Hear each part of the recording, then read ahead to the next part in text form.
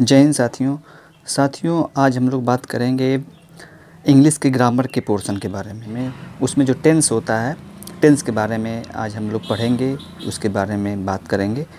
तो जो टेंस होता है उसको हिंदी में काल कहते हैं, और जो काल होता है वो 3 प्रकार का होता है: वर्तमान काल, भूतकाल और भविष्यत काल, यानी प्रेजेंट टेंस, पास्ट टेंस और फ्यूचर टेंस। तो हमको इनके बारे में विधिवत आज चर्चा करेंगे। और प्रत्येक काल के 4 पार्ट होते हैं। प्रेजेंट टेंस के भी 4 पार्ट होते हैं, पास्ट टेंस के भी 4 पार्ट होते हैं और फ्यूचर टेंस के भी 4 पार्ट होते हैं। सब मिला के 12 पार्ट होते हैं। इन 12 पार्ट के बारे में हम विस्तृत चर्चा करेंगे कि इसके अंदर कैसे कैसे वाक्य आते हैं और उन वाक्यों को हम इंग्लिश में कैसे ट्रांसलेट करेंगे, अंग्रेजी में उनका अनुवाद कैसे करेंगे। इन सारे नियमों के बारे में, इन सारी विधियों के बारे में इस क्लास में हम लोग जानेंगे। तो आज इस ग्रामर पोर्शन के टेंस पार्ट का पहला पार्ट है, पहला पीरियड है। इस पीरियड में सबसे पहले शुरू करने से पहले हम ये जानते हैं कि वर्तमान काल होता क्या है। वर्तमान काल किसे कहते हैं? वर्तमान काल का मतलब ये होता है कि जो कार्य प्रेजेंट टाइम में, यानी कि इस समय जो भी कार्य हो रहा है, मतलब प्रेजेंट टाइम में, या फिर कह सकते हैं कि इस समय हम जो कार्य कर रहे हैं, यानी इसमें बोल रहा हूँ मैं आप लोगों से बातें कर रहा हूँ, तो ये सब जितने भी एक्टिविटीज़ हो रही हैं ये प्रेजेंट टेंस के अंतर्गत आएंगी, यानी वर्तमान काल के अंतर्गत आएंगी।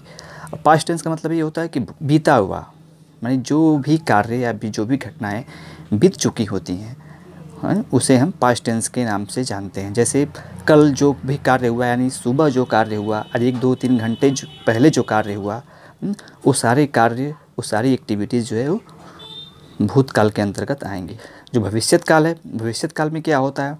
भविष्यत काल का मतलब होता है कि जो कार्य अभी नहीं हुआ है, होने वाला हो, यानी जो कि 1 घंटे 2 घंटे या 1 साल 2 साल 3 साल 1 दिन 2 दिन के बाद जो भी कार्य निर्धारित हैं, जो कार्य होने वाले हैं, जिसके बारे में हम कुछ जानते नहीं हैं या फिर जानते भी हैं या न जानते हो, यानी जो कार्य न तो वर्तमान काल में हुआ हो न तो भूतकाल में हुआ हो, वो होने वाला हो, ऐसे एक्टिविटीज़ को, ऐसे क्रियाविधि को हम जो है भविष्यत काल के अंतर्गत जानते हैं, पहचानते हैं। तो सब मिला के वर्तमान काल का मतलब ये होता है कि जो कार्य इस समय चल रहा है उसे हम वर्तमान काल के अंतर्गत पढ़ेंगे, प्रेजेंट टेंस के अंतर्गत पढ़ेंगे। और जो कार्य बीत चुका है उसको हम भूतकाल यानी पास्ट टेंस के अंतर्गत पढ़ेंगे। और जो कार्य होने वाला है, अभी हुआ नहीं है, उसको हम फ्यूचर टेंस के अंतर्गत पढ़ेंगे। तो सबसे पहले हम जानते हैं कि टेंस को हिंदी में काल कहते हैं और टेंस के 3 पार्ट होते हैं: प्रेजेंट टेंस यानी वर्तमान काल, पास्ट टेंस यानी भूतकाल, फ्यूचर टेंस यानी कि भविष्यत काल। अब प्रेजेंट टेंस के भी 4 पार्ट होते हैं: प्रेजेंट इंडेफिनिट टेंस, और दूसरे को कहते हैं प्रेजेंट कंटीन्यूअस टेंस, और तीसरे को कहते हैं प्रेजेंट परफेक्ट टेंस, और चौथे को कहते हैं प्रेजेंट परफेक्ट कंटीन्यूअस टेंस। इसी तरह से पास्ट टेंस के भी 4 पार्ट होते हैं। पहले पार्ट को कहते हैं पास्ट इंडेफिनिट टेंस, दूसरे पार्ट को कहते हैं पास्ट कंटीन्यूअस टेंस, और तीसरे पार्ट को कहते हैं पास्ट परफेक्ट टेंस। इसी प्रकार चौथे पार्ट को हम कहते हैं पास्ट परफेक्ट कंटीन्यूअस टेंस। इसी तरह same to same future tense में भी होता है। फ्यूचर टेंस के भी 4 पार्ट होते हैं। इसमें कौन कौन से पार्ट हैं? पहले पार्ट को हम कहते हैं फ्यूचर इंडेफिनिट टेंस, और दूसरे पार्ट को कहते हैं फ्यूचर कंटीन्यूअस टेंस, और तीसरे को कहते हैं फ्यूचर परफेक्ट टेंस, और चौथे को कहते हैं फ्यूचर परफेक्ट कंटीन्यूअस टेंस। तो इतने सब मिला के चार मिला के सब मिला के ये जो है 12 पार्ट में इस टेंस को डिवाइड किया गया है। अब हम जब चारों, यानी सब मिला के इन 12 पार्ट के बारे में जब जान लेंगे, तब हमारा जो ये टेंस है वो बिल्कुल कंप्लीट हो जाएगा। इसके बारे में हमें कंप्लीट जानकारी प्राप्त हो जाएगी। तो कहने के मतलब इंग्लिश या अंग्रेजी पढ़ने से पहले, अंग्रेजी का ज्ञान हासिल करने से पहले, अंग्रेजी में अपना कदम बढ़ाने से पहले हमें इन सब चीज़ों की गहराई से जानकारी होनी चाहिए। क्योंकि जैसे हमको हिंदी पढ़ना होता है, हिंदी पढ़ने के लिए हमें क ख ग घ और मात्राओं की आवश्यकता पड़ती है, उसी तरह से हमें इंग्लिश में कन्वर्सेशन करने के लिए या फिर इंग्लिश में बात करने के लिए, ये सब इंग्लिश का एक तरह का बेस है, अंग्रेजी भाषा की तरह के ये बेस होते हैं। हमें इनकी जानकारी अवश्य होनी चाहिए। इसके अभाव में हम इंग्लिश को सही से जान नहीं सकते हैं, पहचान नहीं सकते हैं, उनसे अपनी भाषाओं का आदान प्रदान नहीं कर सकते हैं। इसलिए हमें इन टेंस को जानना बहुत ही ज़रूरी है। तो हम एक एक करके प्रत्येक टेंस के बारे में स्टडी करेंगे, पढ़ेंगे। तो सबसे पहले हम बात करेंगे प्रेजेंट इंडेफिनिट टेंस के बारे में। जैसा कि मैंने बताया कि इंग्लिश लैंग्वेज के ये बेस होते हैं, ये आधार होते हैं। अगर टेंस की जानकारी हमें ना हो तो हमें इंग्लिश के भाषा के ऊपर अच्छी पकड़ नहीं हो सकती है। तो हम इसको पढ़ने से पहले एक चीज़ जानते हैं कि जो भी ये टेंस हैं, जितने भी 12 पार्ट मैंने बताया, प्रत्येक पार्ट में हमको 4 तरह के वाक्य मिलेंगे। वो वाक्य कौन कौन से हो सकते हैं? पहला वाक्य तो आपको मिलेगा साधारण वाक्य। पहला वाक्य मिलेगा साधारण वाक्य, या इसको कहते हैं हिंदी में अफर्मेटिव या पॉजिटिव सेंटेंस। पॉजिटिव सेंटेंस, या फिर बोलते हैं इसको अफर्मेटिव सेंटेंस। और दूसरा मिलेगा निगेटिव सेंटेंस। निगेटिव सेंटेंस यानी इसको कहते हैं नकारात्मक, नकारात्मक वाक्य। और दूसरा वाक्य मिलता है, उसको कहते हैं इंटरोगेटिव सेंटेंस। इंटरोगेटिव सेंटेंस, इसको कहते हैं प्रश्नात्मक, प्रश्नात्मक वाक्य।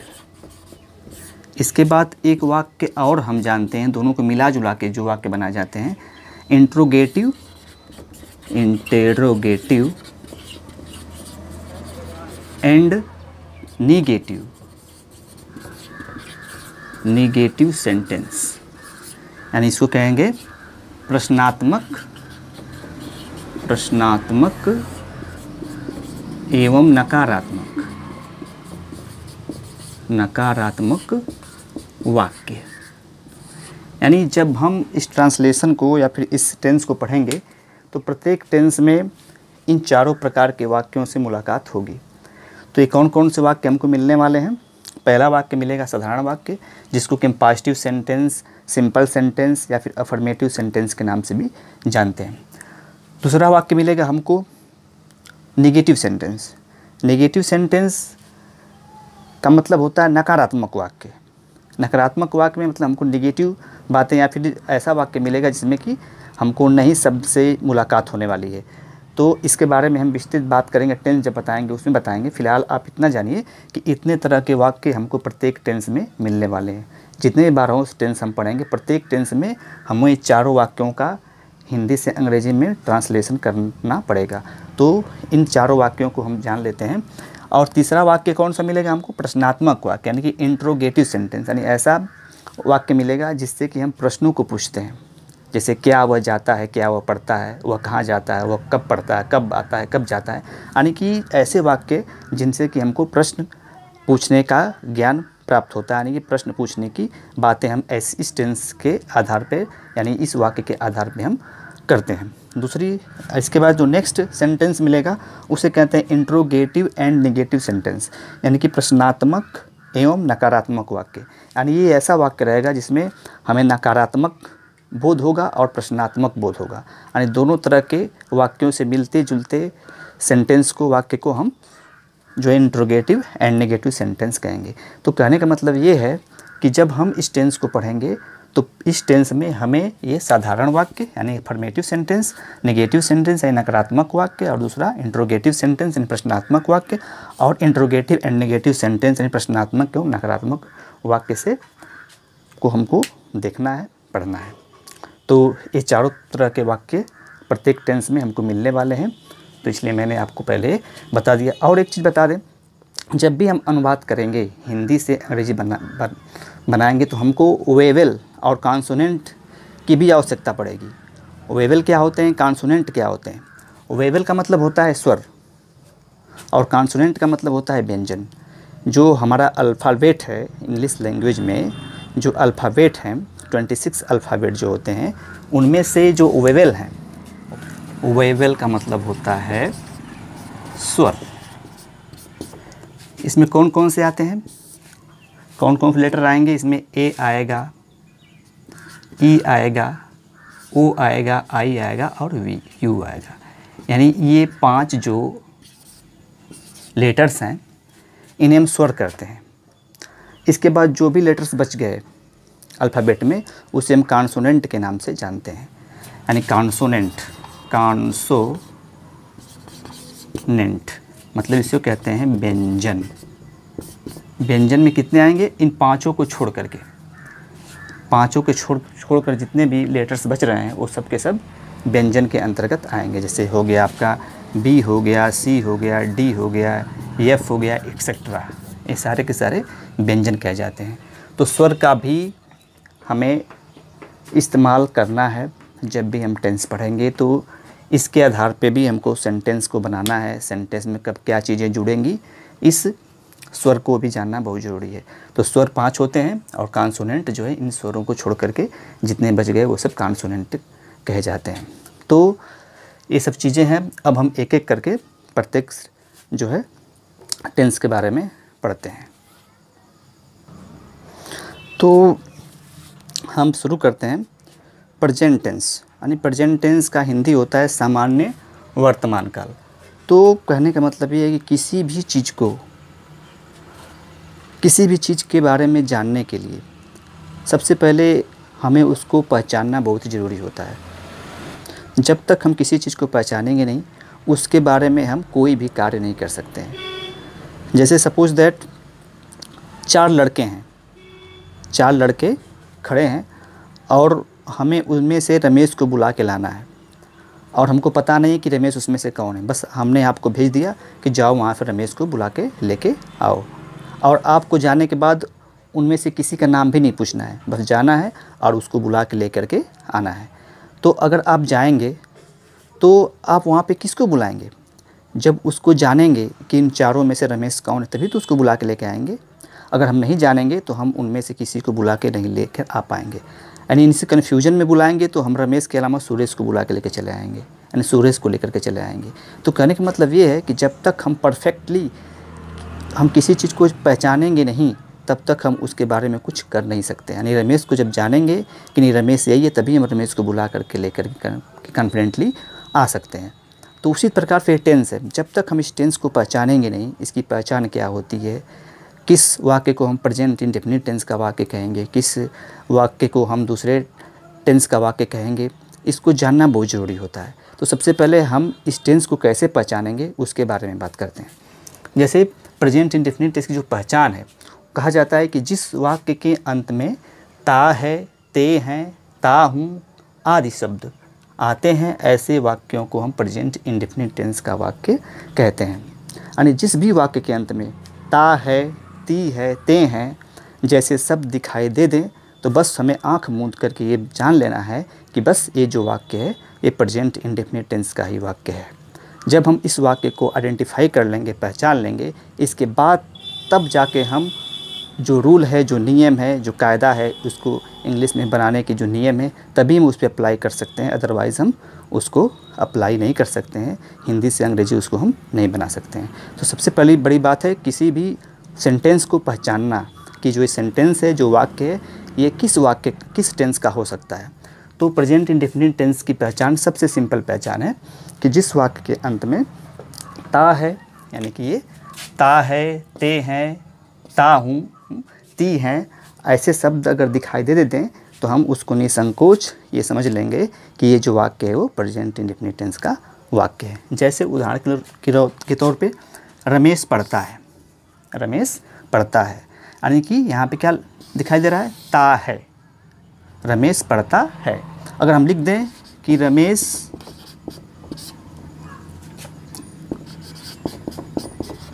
जा चुका है, तो अब यहाँ चुका है आ गया, यहाँ पे चुका है आ गया, तो सब कुछ तो वही है, रमेश जा चुका है,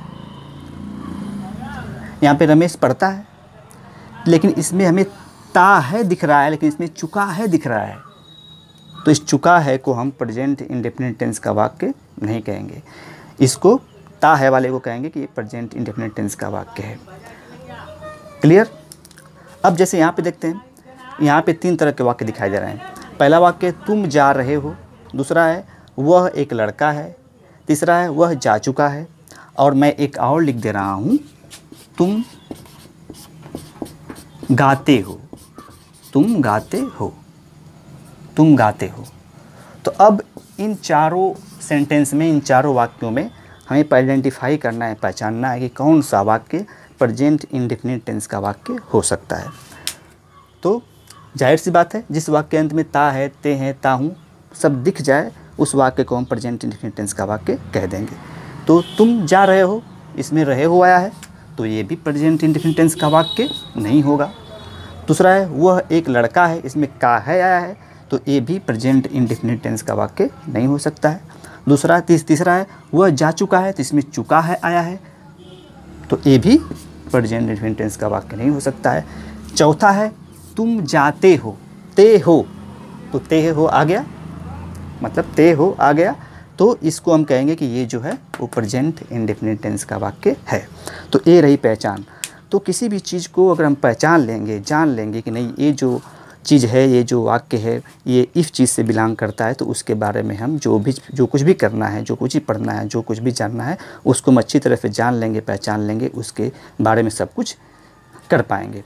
तो अब हम इस टेंस को पहचान लिए। तो अब हम बात करते हैं कि जब हम इस टेंस को पहचान लिए, इस वाक्य को पहचान लिए, कहीं भी किसी तरह का भी वाक्य हो, वाक्यों की भीड़ लगी हो, हज़ारों तरह के वाक्य हों, अगर इस पहचान को हम जानते हैं तो उस हज़ारों वाक्यों में से प्रेजेंट इंडेफिनिट टेंस के वाक्य को खींच करके बाहर कर सकते हैं।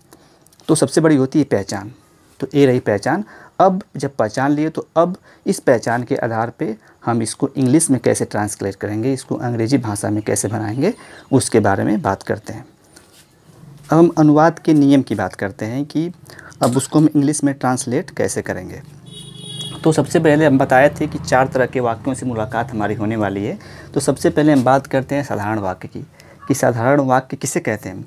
ऐसे वाक्य, यानी ऐसे वाक्य जिसमें न तो नहीं शब्द पाया जाता हो, न तो प्रश्नात्मक शब्द पाए जाते हों, ऐसे वाक्य को हम साधारण वाक्य कहते हैं। जैसे रमेश पढ़ता है, मुकेश जाता है, वह आता है, तुम जाते हो, इस तरह के वाक्यों को हम साधारण वाक्य कहेंगे। अगर इसमें हम नहीं शब्द जोड़ देंगे तो वो दूसरा वाक्य बन जाएगा। यानी ऐसे वाक्य जिसमें न तो नहीं शब्द पाया जाता हो, न तो प्रश्नात्मक शब्द पाए जाते हों, बिल्कुल सिंपल हो, ऐसे वाक्यों को हम साधारण वाक्य की कैटेगरी में रखते हैं। तो ऐसे वाक्यों का अनुवाद कैसे करेंगे, इसके बारे में देखते हैं।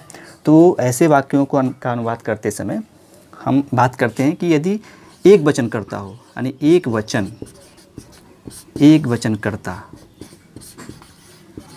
के साथ क्रिया, यानी वर्ब, क्रिया के अंत में यस या ईएस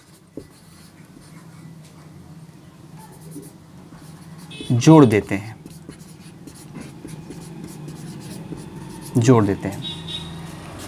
यानी एक वचन का कर्ता यदि हो तो जब भी इसका हम अनुवाद करेंगे तो उसमें यस या ईएस का प्रयोग करेंगे, यस या ईएस क्रिया के अंत में जोड़ देंगे। अब यस कब जोड़ेंगे, इसका दूसरा पार्ट हो जाएगा जब क्रिया के अंत में व्यंजन हो तब यस का प्रयोग करेंगे, यानी करते हैं, यस का प्रयोग करते हैं, यानी सिर्फ यस जोड़ेंगे। बी में क्या है, जब क्रिया के अंत में स्वर हो, मैं बताया था स्वर ए ई आई ओ यू स्वर होते हैं, स्वर हो तो क्रिया के अंत में ईएस का प्रयोग करते हैं। ये हो गया नियम। यानी जब क्रिया के अंत में व्यंजन पाए जाते हों तो उस कंडीशन में यस जोड़ेंगे, और क्रिया के अंत में यदि कोई स्वर मिलता है तो उस कंडीशन में हम ईएस का प्रयोग करेंगे। और दूसरी बात आई, वी, यू,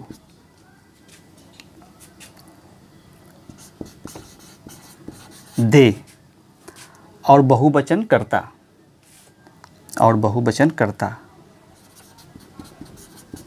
और बहुवचन कर्ता के साथ क्रिया के अंत में यस या ईएस का प्रयोग नहीं करते हैं। और तीसरी बात, ही, सी और इट के साथ क्रिया के अंत में यस या ईएस का प्रयोग करते हैं।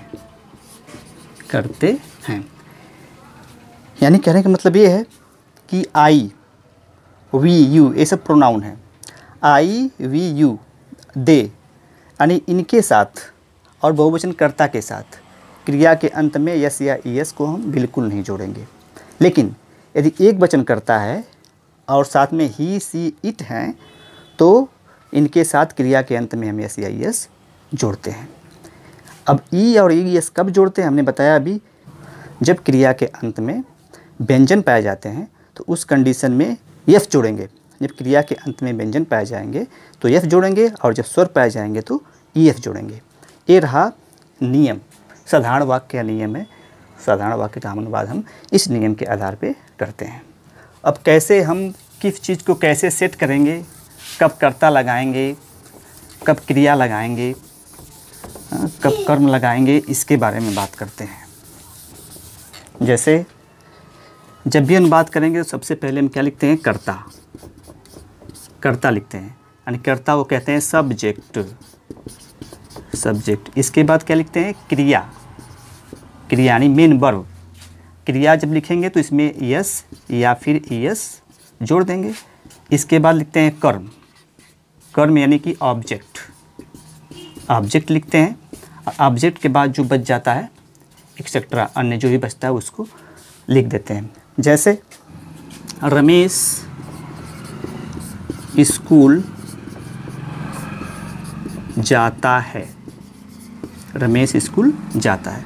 तो इसमें रमेश क्या है, रमेश इसमें करता है और जाता है क्या है, एक क्रिया है यानी वर्ब है। ये वर्ब है और ये जो है सब्जेक्ट है, करता है। और ये जो स्कूल है ये क्या है, कर्म है यानी ये ऑब्जेक्ट है। ये क्या है, ऑब्जेक्ट है। तो अब नियम के अनुसार क्या करना है, पहले हमको कर्ता लिखना है, फिर क्रिया लिखनी है, फिर यस या ईएफ को जोड़ देना है। यस या एस कब जोड़ेंगे उसको मैंने बताया अभी। फिर कर्म लिख देंगे और कर्म के बाद जो बचेगा उसको लिख देंगे। जैसे यहाँ पे देखिए, जैसे रमेश जाता है तो रमेश क्या है, करता है। तो पहले में क्या लिखना है, कर्ता लिखना है। तो यहाँ लिख देंगे रमेश। फिर क्या लिखना है, क्रिया कौन है, जाना या जाता है, तो गो। अब यहाँ पे क्या करना है, हमको यस या ईएफ जोड़ना है। तो लास्ट में क्या है, स्वर है। स्वर में हमने बताया था कि जब स्वर रहेगा तो ईएफ जोड़ेंगे। तो यहाँ पे यस न जोड़ के हम सिर्फ क्या जोड़ेंगे, ईएस जोड़ेंगे। तो यहाँ जोड़ देंगे ईएस यानी रमेश गोज। अब क्या लिखेंगे, क्रिया के बाद कर्म लिखेंगे। कर्म कौन सा इसमें है, स्कूल कर्म है यानी रमेश गोज टू स्कूल। ये हो गया इसका अनुवाद। टू क्यों जोड़ा गया, जब कहीं जाते हैं किसी प्लेस को छोड़कर किसी अन्य प्लेस की ओर बढ़ते हैं तो उस कंडीशन में हम टू का प्रयोग करते हैं। यानी इस तरह से हम साधारण वाक्य में हिंदी से अंग्रेजी बनाते हैं, ट्रांसलेशन करते हैं। Ramesh goes to school. सबसे पहले क्या लिखेंगे, कर्ता लिखेंगे, फिर क्रिया लिखेंगे, फिर यस या ईएफ जोड़ देंगे, फिर ऑब्जेक्ट लिखेंगे, फिर जो बच जाएगा उसको लिख देंगे। तो इस नियम के आधार पे हम प्रेजेंट इंडेफिनिट टेंस के साधारण वाक्य का अनुवाद करते हैं।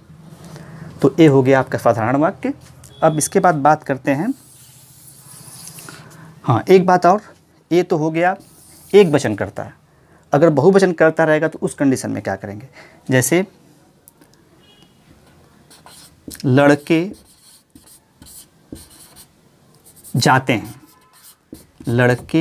हैं, हैं, लड़के जाते हैं। तो यहाँ पे लड़के यानी बहुत से लड़के, एक लड़का नहीं बहुत से लड़के जाते हैं। तो यहाँ पे हो जाएगा बॉयज़, बॉयज़ माने बहुत से लड़के, बॉयज़ गो, सिर्फ और सिर्फ गो लिखेंगे। गो क्यों लिखेंगे? क्योंकि एक बहुवचन करता है और बहुवचन कर्ता के साथ क्रिया के अंत में यस या ईएस का प्रयोग नहीं करते हैं। तो ये हो गया नियम। इस नियम के आधार पे हम प्रेजेंट इंडेफिनिट टेंस के पॉजिटिव सेंटेंस का अनुवाद करते हैं। इसके बाद कुछ और उदाहरण को देखते हैं। जैसे यहाँ पे एक वचन कर्ता में वह जाता है, वह ही गोज़। ही क्या है? एक वचन कर्ता है। गोज़ क्या है? क्रिया है। तो सबसे पहले क्या लिखना हमको है? सब्जेक्ट। इसके बाद क्या लिखना है? Main verb. फिर क्या लिखना है? यस या ये जोड़ना है। तो ही एक वचन कर्ता है, तो पहले हमने कर्ता लिखा, फिर गो क्रिया है, और गो में जो ओ है, ओ जो है स्वर है, और स्वर के में हम बताए थे कि स्वर के लास्ट में ईएस का प्रयोग किया जाता है।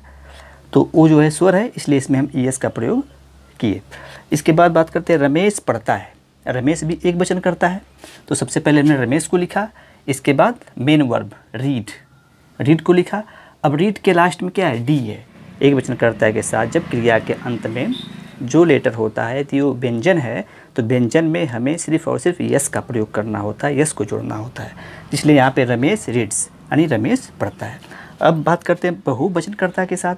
जैसे तुम पढ़ते हो, तुम बहुवचन कर्ता है, तो सबसे पहले कर्ता हमने लिख दिया यू, इसके बाद पढ़ना रीड लिख दिया।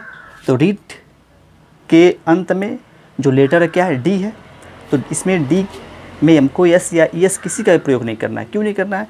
क्योंकि तुम क्या है? तुम एक बहुवचन कर्ता है, और बहुवचन कर्ता के साथ क्रिया के अंत में यस या ईएस का प्रयोग नहीं करते हैं। ठीक उसी प्रकार लड़के पुस्तक पढ़ते हैं, तो लड़का क्या है यहाँ पे है? लड़का सब्जेक्ट है, कर्ता है, तो सबसे पहले हमने कर्ताओं को लिखा। इसके बाद क्या लिखेंगे? रीड, रीड मतलब पढ़ना। इसमें यस या ईएस नहीं जोड़ेंगे क्योंकि ये बहुवचन कर्ता है। फिर द बुक यानी बॉयज़ रीड द बुक यानी लड़के पुस्तक पढ़ते हैं। यानी इस तरह से हम साधारण वाक्य का अनुवाद करते हैं। ठीक है, तो इसके बाद हम पढ़ेंगे निगेटिव सेंटेंस, नकारात्मक वाक्य को कैसे बनाते हैं। यानी प्रेजेंट टेंस के नकारात्मक वाक्य का अनुवाद हम किस नियम के तहत करते हैं। तो सबसे पहले बात ये जानते हैं कि नकारात्मक वाक्य किसे कहते हैं। तो ऐसे वाक्य जिसमें नॉट लगा होता है यानी कि नहीं शब्द पाए जाते हैं, ऐसे वाक्यों को हम नकारात्मक वाक्य कहते हैं। जैसे रमेश पुस्तक नहीं पढ़ता है, वो स्कूल नहीं जाता है, यानी इन सारे वाक्यों में नहीं लगा हुआ है, इसलिए हम इस वाक्य को नकारात्मक वाक्य कहेंगे। तो इसको अनुवाद कैसे करते हैं, इसको ट्रांसलेट कैसे करते हैं। तो इसका नियम ये होता है कि सबसे पहले हम सब्जेक्ट लिखेंगे, कर्ता लिखेंगे, और कर्ता लिखने के बाद डज नॉट या डू नॉट का प्रयोग करते हैं। कब डज करेंगे, कब डू नॉट का प्रयोग करेंगे, इसको भी बताएंगे थोड़ी देर में। फिर इसके बाद मुख्य क्रिया लिखा जाता है। मुख्य क्रिया को लिखने के बाद कर्म लिखते हैं, ऑब्जेक्ट को लिखते हैं। ऑब्जेक्ट लिखने के बाद जो कुछ बच जाता है उसको लिख करके सेंटेंस को कंप्लीट कर देते हैं। ये होता है रूल निगेटिव सेंटेंस को ट्रांसलेट करने का। अब जैसे बात करते हैं एक वचनकर्ता, तो एक वचनकर्ता में कौन कौन से वाक्य, कौन कौन से शब्द आते हैं? ही, सी, इट और एक वचन संज्ञा। ये सब चीज़ें जो हैं वो एक वचनकर्ता के अंतर्गत आती हैं। तो एक वचनकर्ता के साथ यानी सिंगुलर सब्जेक्ट के साथ डज नॉट का प्रयोग करते हैं, यानी कर्ता के बाद हम डज नॉट का प्रयोग करेंगे। यदि हमारा कर्ता एक वचन है तो उस कंडीशन में हम डज नॉट का प्रयोग करेंगे। जैसे रमेश नहीं पढ़ता है, रमेश नहीं पढ़ता है, तो इसका अनुवाद करेंगे रमेश एक वचन करता है, तो यहाँ हो जाएगा does not, DOES, does not. फिर क्या आएगा? मुख्य क्रिया डज नॉट रीड, रमेश नहीं पढ़ता है। यानी इसका हम ट्रांसलेशन इस तरह से करेंगे, Ramesh does not read, Ramesh नहीं पढ़ता है। दूसरी बात, अगर हमारा कर्ता बहुवचन हो, जब कर्ता बहुवचन हो तो उस कंडीशन में क्या करेंगे कि जब कर्ता बहुवचन होता है तो उस कंडीशन में हम डू नॉट का प्रयोग करते हैं। जैसे हम स्कूल नहीं जाते हैं, हम स्कूल नहीं जाते हैं, यहाँ पे नहीं रहेगा, हम स्कूल नहीं जाते हैं, यानी ये हो जाएगा we do not go to school, हम स्कूल नहीं जाते हैं। यानी सबसे पहले क्या लिखा हमने, कर्ता लिखा, फिर डू नॉट लिखा, फिर क्रिया लिखा, फिर कर्म लिखा। यानी इस तरह से हम वाक्यों को, शब्दों को सेट करके हम ट्रांसलेशन कर सकते हैं। तो हम स्कूल नहीं जाते हैं, उसका translation we do not go to school. नकारात्मक वाक्य को कैसे पहचानेंगे, जिस वाक्य में नहीं शब्द पाया जाता है उसे हम नकारात्मक वाक्य कहते हैं। तो हम कुछ और उदाहरण देखते हैं। जैसे तुम नहीं जाते हो, तुम नहीं जाते हो, इसका अनुवाद कैसे करेंगे। तुम बहुवचन करता है, तुम यानी कि यू डू नॉट गो, तुम नहीं जाते हो, यू डू नॉट गो। वह पुस्तक नहीं पढ़ता है, ये हो जाएगा he does not read the book, वह पुस्तक नहीं पढ़ता है। फिर वे गीत गाते हैं, वे हो गया बहुवचन करता, तो ये हो जाएगा दे, मतलब वे गीत नहीं गाते हैं, गीत नहीं गाते हैं, लड़के नहीं नाचते हैं, वे गीत नहीं गाते हैं।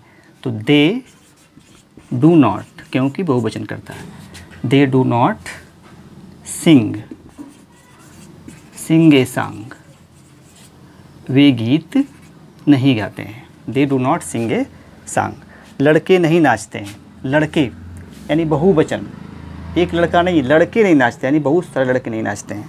तो यहाँ हो जाएगा द बॉयज़